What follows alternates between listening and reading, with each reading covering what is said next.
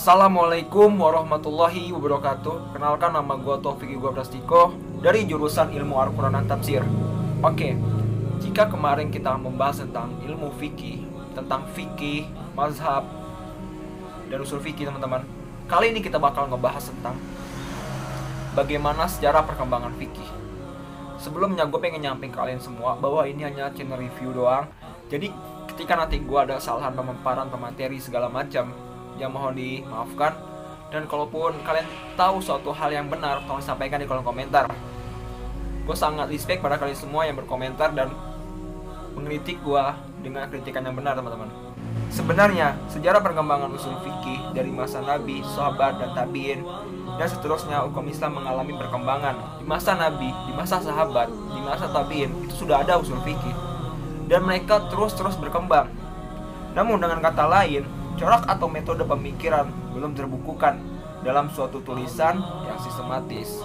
Mereka hanya mengalami suatu perkembangan yang dimana belum ada nih suatu kitab yang benar-benar kitab yang ngebahas tentang usul fikih secara mendalam dan secara sistematis. Dengan kata lain, belum terbentuk suatu disiplin ilmu yang tersendiri. Jadi dia masih nyantul-nyantul gitu loh, masih menggelompok gitu. Jadi dia belum bisa ditetapi nih sebagai usul fikihnya, tapi mereka tidak tahu apa itu usul fikih gitu. Karena perkembangan usul fikih itu kita bertanya-tanya, adakah buku-buku yang dikembangkan oleh usul fikih itu teman-teman? Atau buku apakah yang pertama yang disepakati oleh ulama dan sejarah sebagai buku usul fikih? Dan bagaimana bentuknya buku usul fikih itu? Terbentuknya buku usul fikih adalah diakibatkan perkembangan wilayah Islam yang semakin meluas sehingga timbulnya persoalan yang belum diketahui kedudukan hukumnya. Jadi akibat wilayah Islam semakin meluas dari zaman sahabat ke tabi'in dan ke tabi'in, itu sangat perlu yang namanya suatu kitab yang benar-benar menjadi patokan kita dalam menentukan suatu hukum. Untuk itu, para ulama Islam sangat membutuhkan kaidah-kaidah hukum yang sudah dibukukan untuk dijadikan dalam menggali dan menetapkan hukum. Sebenarnya, jauh sebelum dibukukannya usul fikih, ulama-ulama terdahulu telah membuat teori-teori usul yang dipegang oleh para pengikutnya masing-masing. Tak heran jika pengikut para ulama tersebut mengeklaim bahwa golongannya lah yang pertama menyusun kaidah-kaidah fikih. Sebenarnya ada dua golongan yang dimana mereka mengeklaim bahwa mereka lah yang pertama mengajukan usul fikih. Golongan pertama atau teori pertama adalah teori yang disampaikan oleh golongan Hanafi, dan teori yang kedua adalah teori yang disampaikan oleh golongan Syafi'i. Namun kalau dikembalikan pada sejarah, yang pertama berbicara tentang usul fikih sebelum dibukukannya adalah para sahabat dan tabi'in. Sebelum terdapatnya buku usul fikih sudah dibahas dan sudah dipelajari oleh para sahabat dan tabi'in.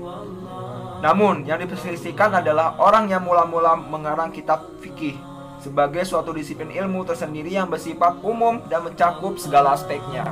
Jadi ulama ini pengen membuat suatu kitab fikih yang cakupannya umum dalam segala aspek, yang benar-benar secara sistematis mengatur semua hukum yang ada saat itu sampai sekarang. Ada dua teori penulisan usul fikih. Yang pertama ada teori penulisan dari golongan Hanafi. Yang kedua adalah teori penulisan dari golongan Syafi'i. Pertama, perumusan kaidah-kaidah fikih bagi setiap bab dalam bab-bab fikih dan menganalisis serta mengaplikasikan masalah furu' atau kaidah-kaidah tersebut. Kaidah-kaidah ini dipegang oleh golongan Hanafi. Misalnya, kaidah-kaidah jual beli secara umum. Kemudian menetapkan batasan-batasannya dan menjelaskan cara-cara mengaplikasikannya dalam kaidah-kaidah itu. Teori inilah yang ditempuh oleh golongan Hanafi dan mereka lah yang merintisnya. Jadi golongan Hanafi ini membahas suatu permasalahan itu secara umum. Namun mereka juga menetapkan batas-batasannya dan menerapkan pengaplikasiannya di suatu tempat yang sama. Jadi itu seolah-olah bercampur, teman-teman. Yang kedua adalah dari golongan Syafi'i. Teori kedua penulisan usul fikih adalah merumuskan kaidah-kaidah yang dapat menolong seorang mujtahid untuk mengistinbatkan hukum dari sumber hukum syar'i tanpa terikat oleh pendapat seorang faqih atau suatu pemahaman yang sejalan dengannya maupun yang bertentangan. Cara inilah yang ditempuh Imam Syafi'i dalam kitabnya Ar-Risalah, suatu kitab yang tersusun secara sempurna dalam bidang ilmu usul dan independen. Kitab semacam ini belum pernah ada sebelumnya menurut ijma ulama dan catatan sejarah.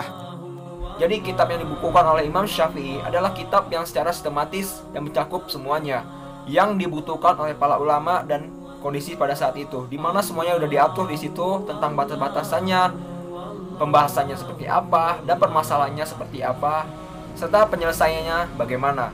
Dan itu semua sudah diatur secara sistematis dan tidak gantung oleh kitab-kitab manapun. Jadi dialah yang sebagai suatu pijakan bagi para ulama pada masa itu.